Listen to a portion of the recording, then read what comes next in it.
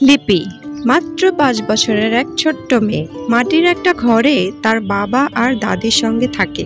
ওদের ঘরটা ভাঙাচোরা। রাত হলে টিনের চালে বৃষ্টি পড়লে লিপির খুব ভয় লাগে। তার বাবা দিনভর খেটে অল্প কিছু পয়সা রোজগার করে, তাই দিয়ে অনেক কষ্টে তাদের সংসার চালায়। লিপির মা অনেকদিন আগেই চলে গেছেন ডিভোর্স দিয়ে। সে মায়ের মুখ মনে রাখতে পারে না। শুধু একটা পুরনো ছবি আছে বাবার ট্রাঙ্কে, যেটা মাঝে মাঝে লুকিয়ে দেখে। একদিন বৃষ্টি হচ্ছিল, বাবার চোখেও যেন বৃষ্টি। লিপি ধীরে ধীরে এসে জিজ্ঞেস করে, বাবা, মা কি আর কখনো আসবে না? বাবা কিছুই বলতে পারে না, শুধু মেয়েকে বুকে জড়িয়ে ধরে কাঁদে। লিপি ছোট্ট হাতে বাবার চোখ মুছে দেয় আর ফিসফিস করে বলে, আমি তো আছি বাবা, তোমার মেয়েটা তো কখনোই তোমাকে ছেড়ে যাবে না।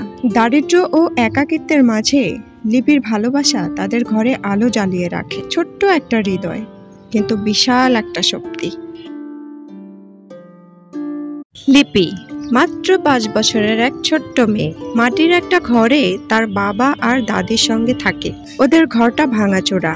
রাত হলে টিনের চালে বৃষ্টি পড়লে লিপির খুব ভয় লাগে। তার বাবা দিনভর খেটে অল্প কিছু পয়সা রোজগার করে, তাই দিয়ে অনেক কষ্টে তাদের সংসার চালায়। লিপির মা অনেকদিন আগেই চলে গেছেন ডিভোর্স দিয়ে।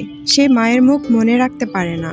শুধু একটা পুরনো ছবি আছে বাবার ট্রাঙ্কে, যেটা মাঝে মাঝে লুকিয়ে দেখে। একদিন বৃষ্টি হচ্ছিল, বাবার চোখেও যেন বৃষ্টি। লিপি ধীরে ধীরে এসে জিজ্ঞেস করে, বাবা, মা কি আর কখনো আসবে না? বাবা কিছুই বলতে পারে না, শুধু মেয়েকে বুকে জড়িয়ে ধরে কাঁদে। লিপি ছোট্ট হাতে বাবার চোখ মুছে দেয় আর ফিসফিস করে বলে, আমি তো আছি বাবা, তোমার মেয়েটা তো কখনোই তোমাকে ছেড়ে যাবে না। দারিদ্র্য ও একাকিত্বের মাঝে লিপির ভালোবাসা তাদের ঘরে আলো জ্বালিয়ে রাখে। ছোট্ট একটা হৃদয়, কিন্তু বিশাল একটা শক্তি।